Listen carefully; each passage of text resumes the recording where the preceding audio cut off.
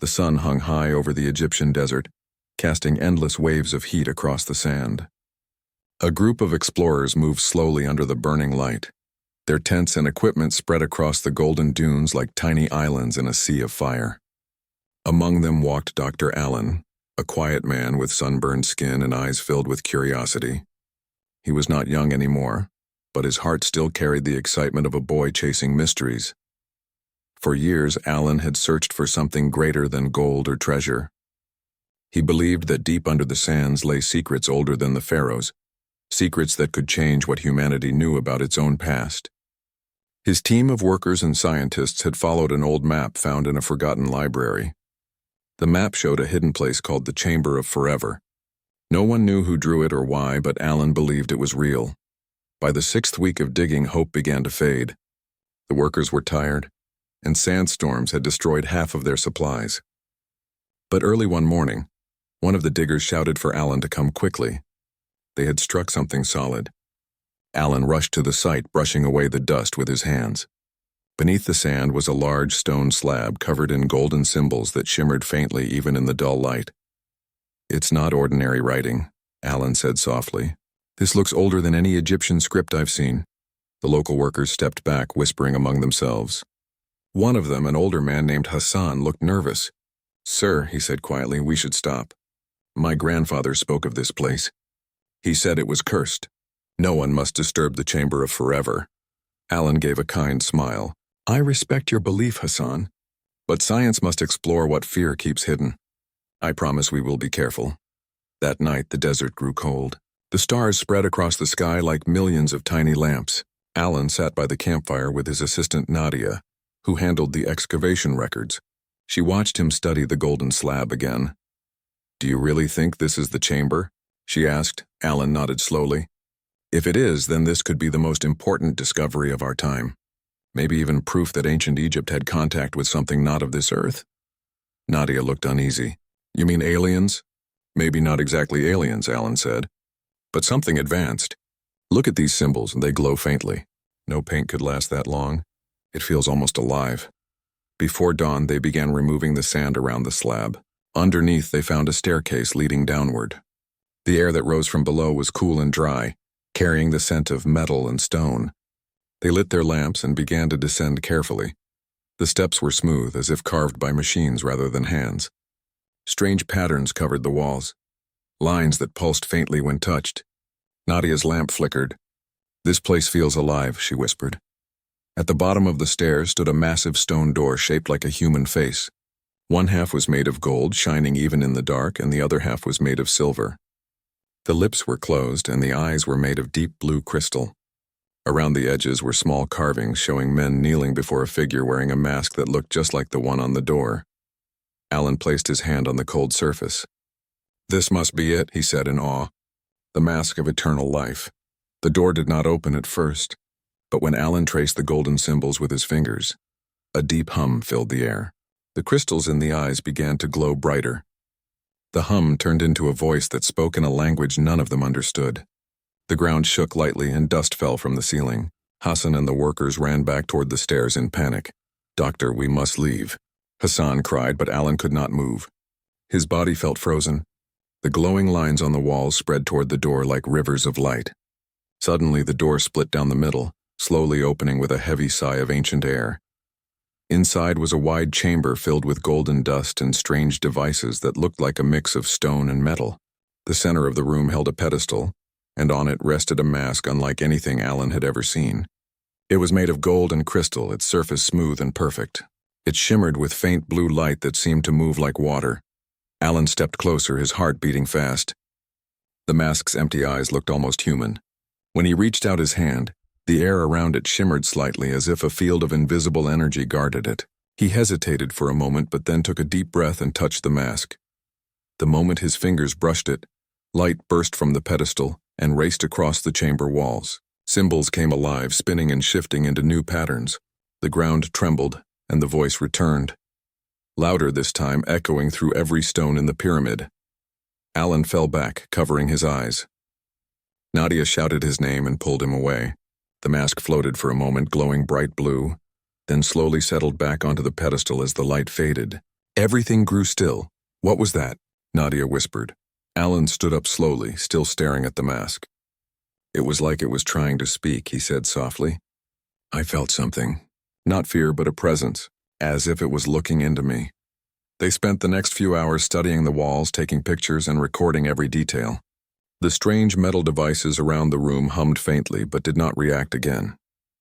One of the machines had shapes that looked like human hands pressed into it, but none of them dared to touch it. When they finally left the chamber, Alan looked back one last time. The mask seemed to glow slightly, as if watching him go. That night, Alan could not sleep. He sat in his tent, staring at the pictures of the mask on his tablet. The blue light in its eyes reminded him of something living, not just an object. Every time he looked at it, he felt a pulse in his chest, like a second heartbeat. Then he heard a whisper. It was faint at first, like the wind outside. But soon he could hear words, soft, calm, and not in any language he knew. Yet somehow he understood them. Bearer, the voice said, you have awakened the path. Alan froze. He looked around, but no one else was awake. Who are you? He whispered. The voice grew softer. I am the memory of the mask. You have touched the key of life. Do not fear. The test has begun. Alan's hands trembled. He stepped outside his tent and looked toward the dig site. The entrance to the chamber was glowing faintly, blue light leaking through the cracks in the sand. Nadia came out of her tent, rubbing her eyes. Alan, do you see that? He nodded slowly. It's reacting again. They walked closer, their boots sinking into the soft sand. The air felt charged, like electricity before a storm. The light grew stronger and faint shapes appeared in the air, symbols floating like dust motes spinning around them. Alan felt drawn toward the entrance. It wants to show us something, he said. But before they could step closer, the light vanished, leaving only silence and the endless desert stars above. Nadia shivered. I think we woke something that was never meant to be disturbed. Alan turned to her, his face calm but serious.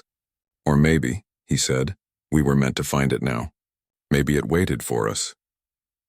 The next morning, when the sun rose over the dunes, the workers found strange markings in the sand, circles and lines that stretched for miles. From above, they formed a pattern that no one could understand. But Alan looked at them and realized something. It was not just decoration. It was a map, and it pointed to a location far beyond Egypt, a place among the stars. Alan stood silently watching the golden horizon. Deep inside, he knew his life had just changed forever. The mask of eternal life was no myth. It was real, and it had chosen him for a reason humanity was not yet ready to understand. The golden sun rose again over the desert, but the air around the excavation site felt different. The sand was quiet, yet something unseen seemed to move beneath it. The team worked with nervous hands, careful not to disturb the strange light that had appeared during the night. Dr. Allen stood near the entrance of the hidden chamber, his face thoughtful. He had barely slept. The voice that had spoken to him last night still echoed in his mind. Every time he closed his eyes, he saw the mask floating above the pedestal, glowing with that mysterious blue light. Nadia walked up beside him, carrying her notebook. The workers are afraid, she said softly. They say the mask carries the breath of the dead. Alan smiled faintly. Maybe they are half right, but I don't believe it is a curse. It feels more like a message waiting to be understood. By noon, the chamber was filled with scientists and guards sent by the government. News of the discovery had already reached Cairo. Professor Malik, an expert in ancient technology, had arrived with a small research team. The camp now looked like a military base with cables, scanners, and cameras placed everywhere. When Malik saw the mask, his jaw dropped. This is beyond human craftsmanship, he said. No tool of the ancient world could shape crystal like this. And look at the metal. It is not gold, not silver, not anything I have seen before. Alan nodded. It repaired itself when scratched. We tested it this morning. It heals like skin. Malik frowned. Impossible. Unless it's made from some self-repairing alloy. But how could the ancients know such things? Alan said quietly. Maybe they didn't. Maybe someone else gave it to them. For the next few days, the scientists worked day and night. They scanned the mask, tested its surface, and measured the energy coming from it. Every reading gave new surprises. The metal seemed to generate power without any source. The mask's crystal eyes reacted to movement and sometimes glowed faintly on their own. One evening, when most of the team had gone to rest, Alan stayed in the chamber alone. He stood near the pedestal staring at the mask. The air around it shimmered faintly, and he felt the same soft hum he had heard before. He reached out his hand, hesitated for a moment, then whispered, "What are you?" The mask suddenly floated off the pedestal. Alan stepped back, his heart racing. The mask turned slowly in the air until it faced him. A beam of blue light extended from its eyes, scanning his face from head to toe. "Bearer identified," a calm voice said inside his mind. "Human, genetic match found." "The cycle begins," Alan gasped. "Who are you? What do you want from me?" "The mask of eternal life recognizes its chosen bearer," the voice continued. "Humanity has reached the threshold. You will prepare them." Alan's lamp flickered, and then everything went silent. The mask dropped back onto the pedestal as if nothing had happened. He stood there trembling.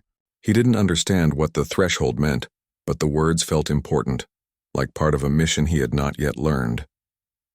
When he returned to his tent, Nadia noticed his pale face. "You look like you've seen a ghost," she said. Alan shook his head.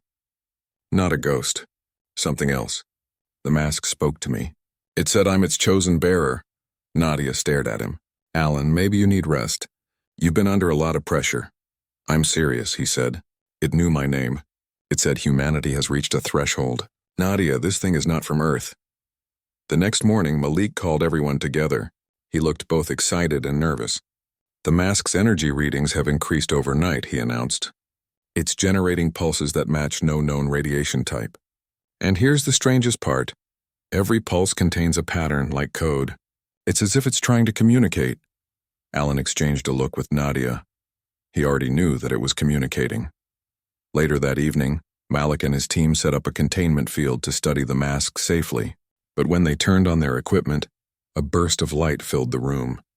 Everyone shielded their eyes. Alarms blared as machines overloaded. When the light faded, the mask was gone. Panic spread across the camp. Guards searched everywhere, but there was no sign of it. Then someone shouted from outside Alan's tent, "Doctor, come quickly!" Alan rushed out and everyone stepped aside. The mask was floating in front of his tent, glowing brightly. It turned toward him slowly, like it was waiting. Alan raised his hands. "I don't know what you want," he said softly. "But I'm not afraid." The mask moved closer. Light surrounded him, and before anyone could react, it attached itself to his chest with a flash. Alan cried out as energy surged through his body. The ground shook and the camp lights exploded. When the glow finally faded, Alan fell to his knees. The mask was gone again, absorbed into his body. His skin glowed faintly with golden lines that faded after a few seconds. Everyone stared in shock. Nadia ran to him. "Alan, are you all right?" He looked at his hands, feeling strange warmth in his veins. "I think so," he said weakly. "But I feel different." Over the next few hours, they ran every test they could. Alan's heartbeat was steady but slower than normal. His injuries healed within minutes. His eyes reflected light like polished metal. Malik could not explain it. "Your body is producing energy far beyond human levels," he said. "Whatever that mask did, it has changed you completely." Alan could hear things others couldn't. Soft vibrations, voices hidden behind sounds. Sometimes he saw glowing lines in the air, like invisible paths connecting everything around him. He knew that these were not hallucinations. They were real. That night, as he tried to rest, the voice returned. "You are now linked to the core. You carry the memory of the builders," Alan whispered. "Who were the builders?" "They came from the sky long before your kind could speak. They shaped the world, then left when the cycle ended. The mask was their gift, a key to preserve life. It awakens when humanity is ready to rise again." Alan sat up, his mind racing. "So you mean they will return?" The voice answered, "They are already coming." Alan's heart pounded. He went outside and looked at the night sky. Far above, he saw faint flashes of light, not stars, but moving objects. Over the next few days, Alan's connection with the mask grew stronger. He discovered he could move small objects without touching them. He could sense emotions and thoughts. He even healed a worker who had been badly hurt during an equipment accident. Everyone called it a miracle, but Alan knew it was the mask's power. The government quickly got involved. Military trucks arrived, and the camp was surrounded by soldiers. Alan was taken to a secure research facility in Cairo for observation. Nadia insisted on going with him, refusing to leave him alone. Inside the facility, scientists ran tests day and night. Alan remained calm, though deep inside he felt uneasy. The mask's voice had grown silent, but he sensed that it was waiting. One night he stood by the window of his room looking at the stars again. Then he saw it, a formation of strange lights moving slowly across the sky. They were not airplanes or satellites. They were too large, too bright, and moved in perfect harmony. He whispered to Nadia, "They are here." "What do you mean?" she asked, her voice trembling. Alan turned toward her. "The builders, or maybe something else. The mask woke because they are returning, but I don't think they are coming as friends." Just then the room lights flickered. The facility alarms went off. Soldiers ran through the halls, shouting orders. Alan and Nadia looked outside and saw one of the lights in the sky grow larger, splitting into smaller ones that descended rapidly. The ground trembled. A shock wave shook the building. In the distance, a pillar of blue light rose into the night sky.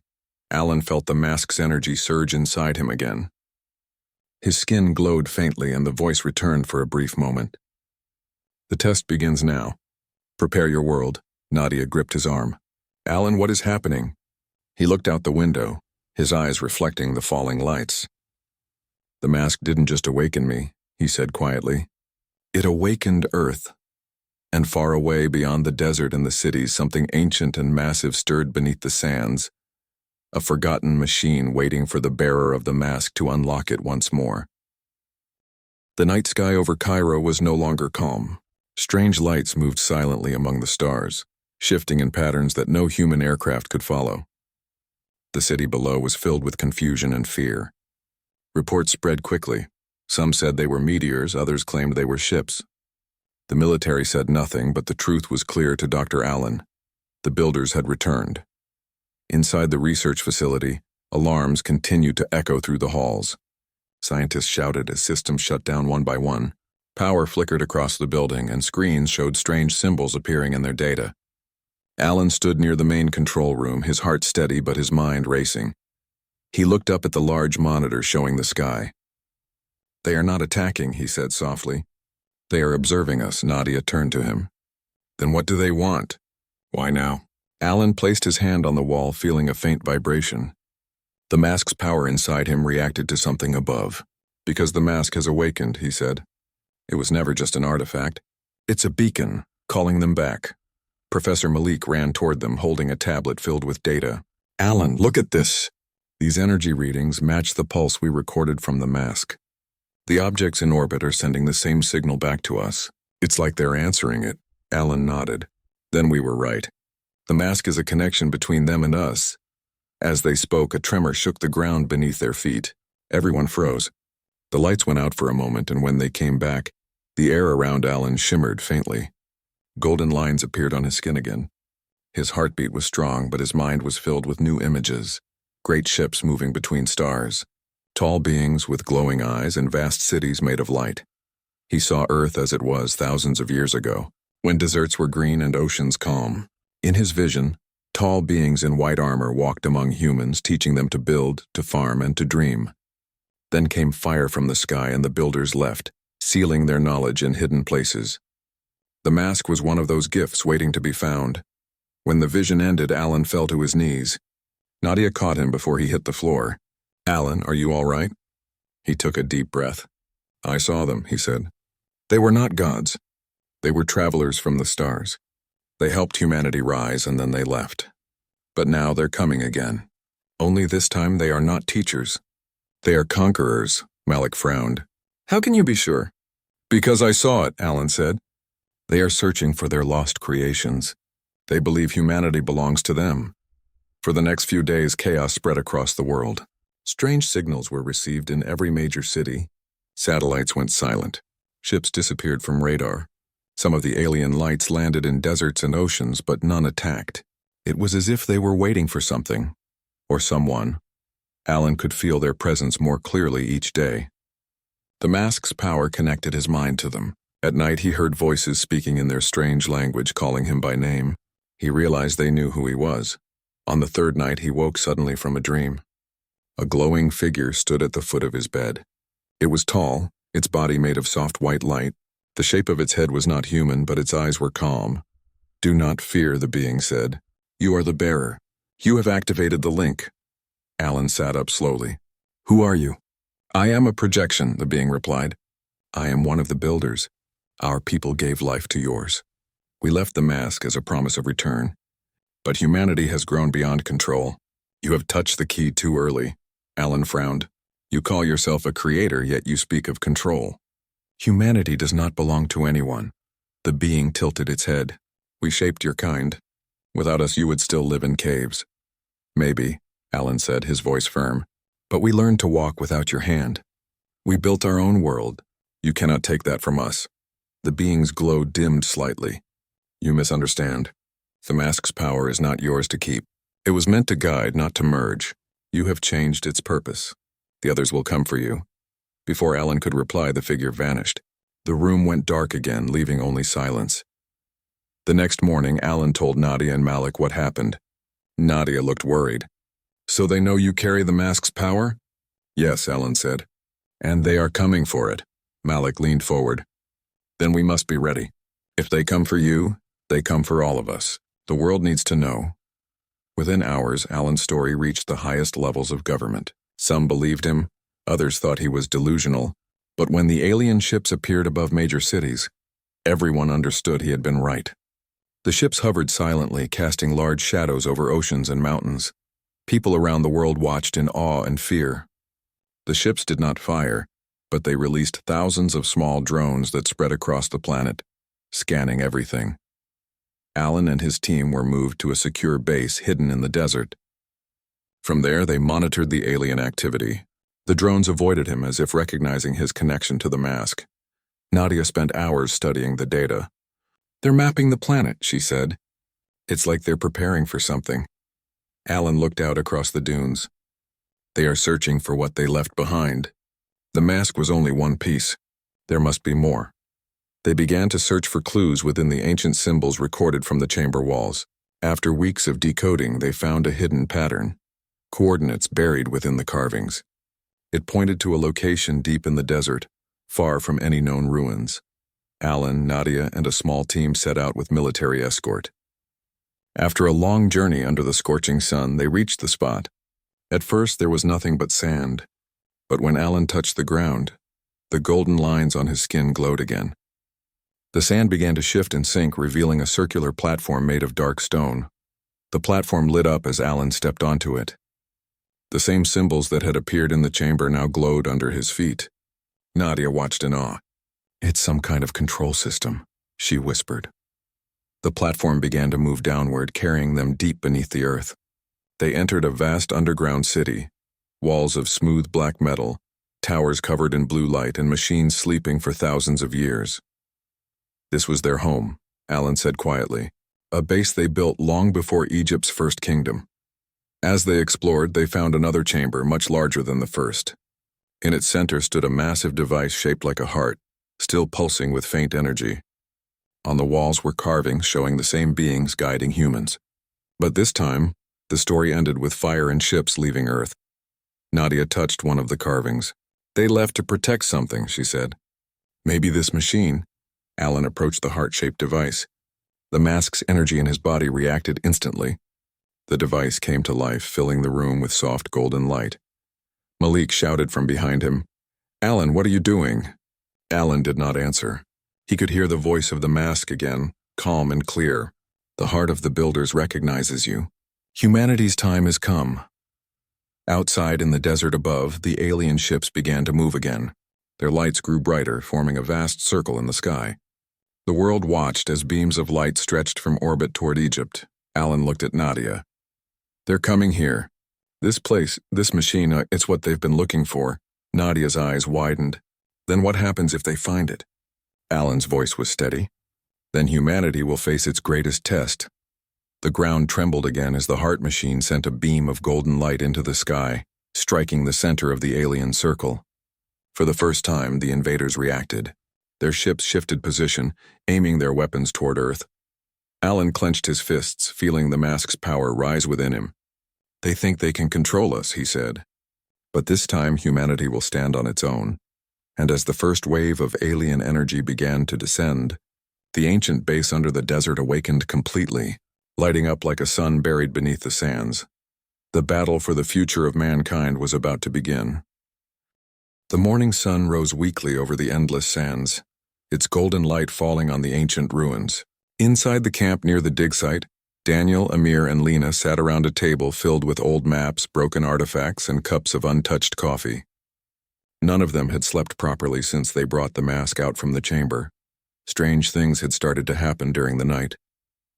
The wind howled without reason.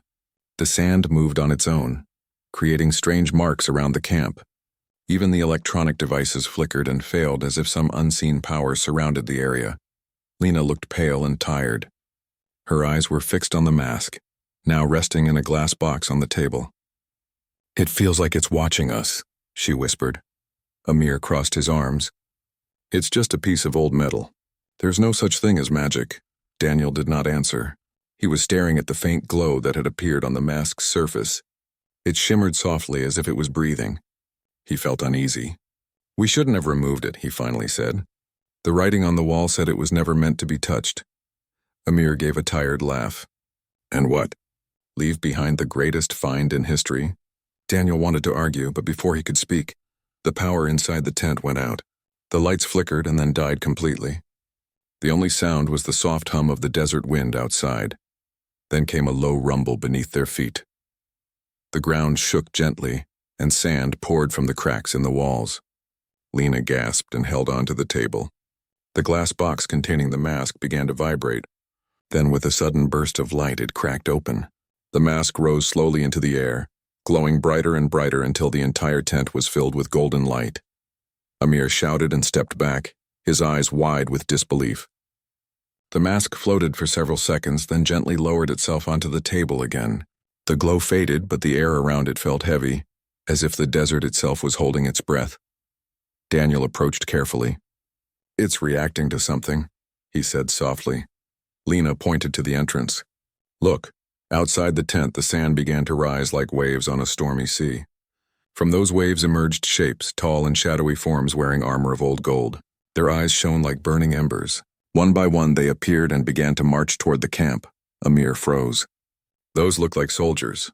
"Not soldiers," Daniel said in a trembling voice. "Guardians." The ancient guardians surrounded the camp, their movements silent and perfect. One of them stepped forward, holding a long spear carved with ancient markings. Its voice echoed like thunder, though its mouth never moved. "You have taken what was sacred," it said. "The mask of life belongs to the Pharaoh. None may wear it. None may own it." Daniel's heart pounded. He held his hands up. "We didn't mean disrespect. We only wanted to study it." "The Pharaoh sleeps no more," the guardian replied. "He will rise for what is his." Before Daniel could speak again, the guardians vanished into the swirling sand. The wind howled once more, stronger than before. Lena turned to Daniel, her face pale. "Did he say the Pharaoh will rise?" Daniel nodded slowly. "It's starting." That night they could not sleep. The air was thick and dry, carrying whispers that seemed to come from beneath the ground. The three sat around the fire, watching the shadows dance. At midnight, a sound like deep breathing came from under the earth. Then the ground split open near the ruins. From the crack, golden light spilled out. Sand poured away, revealing a staircase leading downward. Daniel stood first. "We have to go down there." Amir looked terrified. "Are you out of your mind? You saw what happened. Those things weren't human." "I know," Daniel said, gripping his flashlight. "But this started because of us. We have to see what's below. Maybe there's a way to stop it?" Lena took a deep breath and stood beside him. "We can't let the curse spread." Amir hesitated but followed them. Together they descended the stairs, each step echoing in the silence. The deeper they went, the brighter the golden light became. The air smelled of ancient dust and burning incense. At the bottom of the stairs lay a massive stone door covered in carvings. The same strange symbols glowed faintly on its surface. In the center was an empty space shaped exactly like the mask. Daniel stared at it. "It's a key," he said. "The mask is the key." Amir grabbed his arm. "Don't even think about it."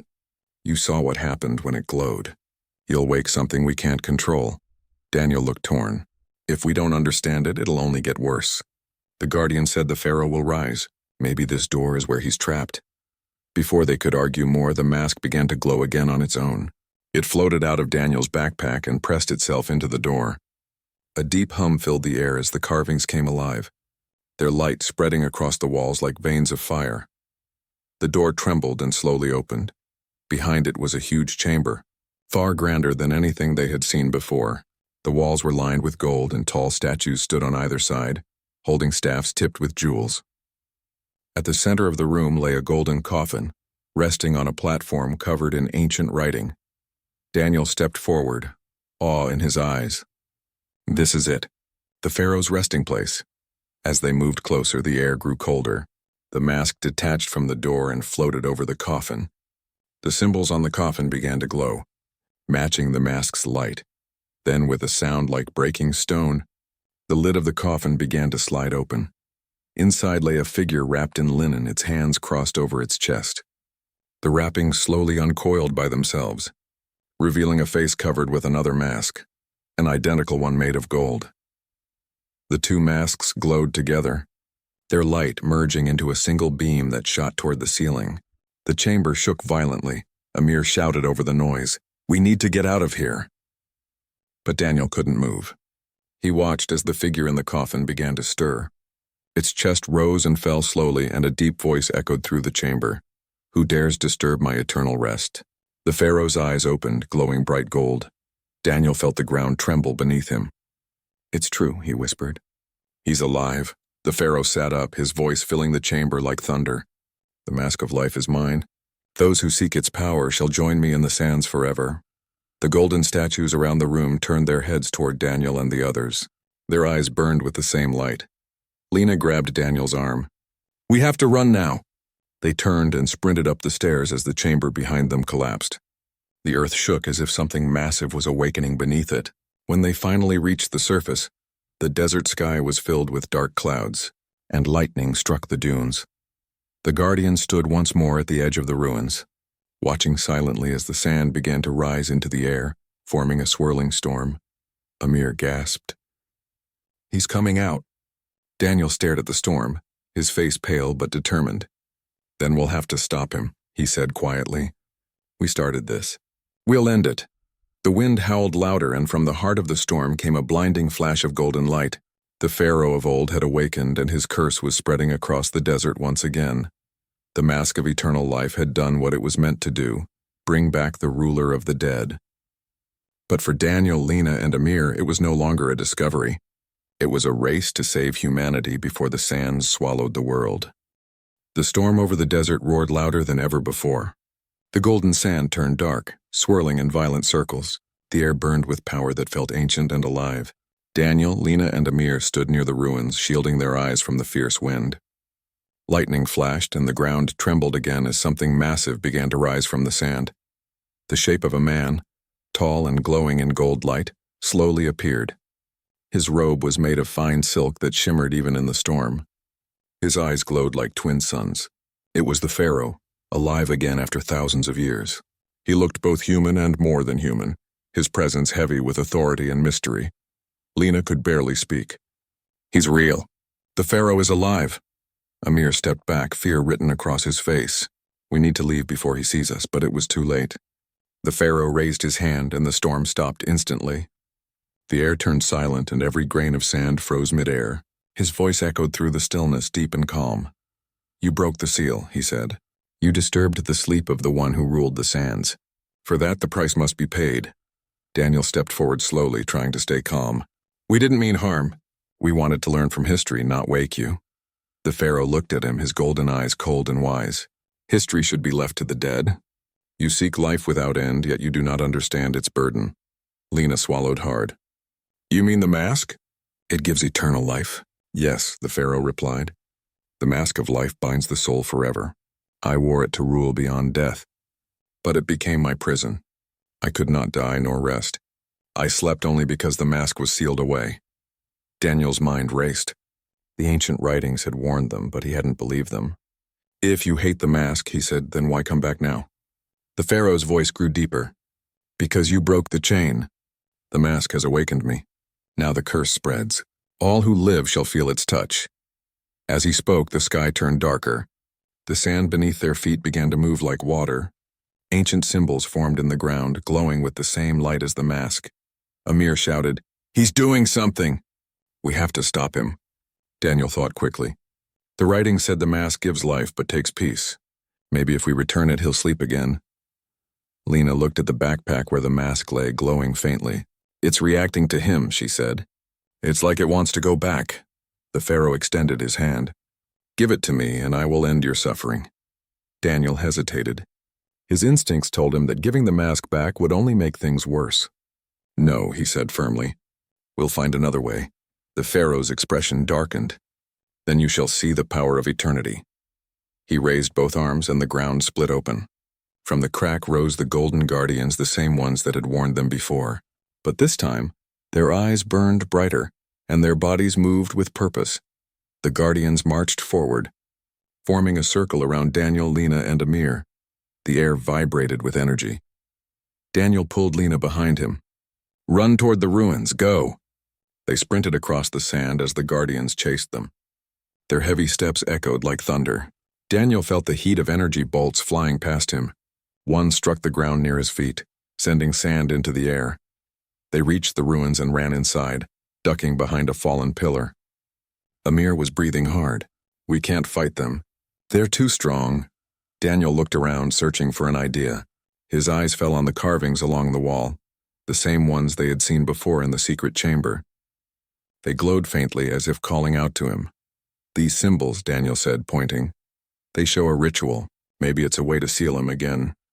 Lena traced the carvings with her fingers. "It needs the mask," she said softly. "The power must return to where it began," Amir frowned. "So we have to take the mask back to the chamber?"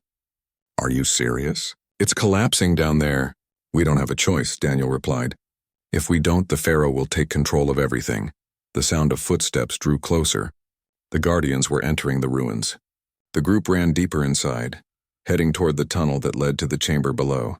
The air was filled with dust and the faint hum of ancient energy. When they reached the stairs, the ground shook again. Stones fell from the ceiling and the air grew hotter. The Pharaoh's voice echoed behind them, calm but powerful. "You cannot hide from eternity." Lena looked back and saw his golden form appearing at the entrance. "He's coming," she screamed. Daniel gripped the mask tightly. "Keep moving." They descended the stairs quickly, their flashlights flickering. The deeper they went, the louder the sound of the Pharaoh's voice became. It seemed to come from everywhere. Finally, they reached the chamber. Most of the ceiling had collapsed, and the golden coffin lay half buried in sand. The air shimmered with energy. Daniel placed the mask on the stone platform at the center of the room. The carvings around it began to glow, but the light flickered weakly. "It's not enough," he said. "Something's missing." Lena looked around desperately. "What if it needs life energy to seal it?" Amir's face went pale. "You mean one of us has to stay here?" Before Daniel could respond, the Pharaoh appeared in the doorway. His glowing form filled the room with golden light. "You cannot stop what has begun. The world will be reborn under my rule." Daniel stood tall, holding the mask again. "You said you wanted peace. If we give this back to you, will you rest again?" The Pharaoh looked at him for a long moment. His expression softened slightly. "Peace," he repeated quietly. "I have not known peace for 1,000 years." Daniel took a slow breath. "Then take it and end this." He stepped forward and held out the mask. But before the Pharaoh could take it, Lena suddenly grabbed Daniel's arm. "Wait," she said. "If he wears it again, he'll live forever. The curse will spread. We need to destroy it, not return it." Daniel hesitated. The mask glowed stronger, as if reacting to their argument. The ground shook and the chamber walls cracked. The Pharaoh's eyes blazed. "You would destroy the gift of the gods?" Daniel looked at Lena, then at the Pharaoh. He realized what had to be done. "No," he said softly. "I will free you."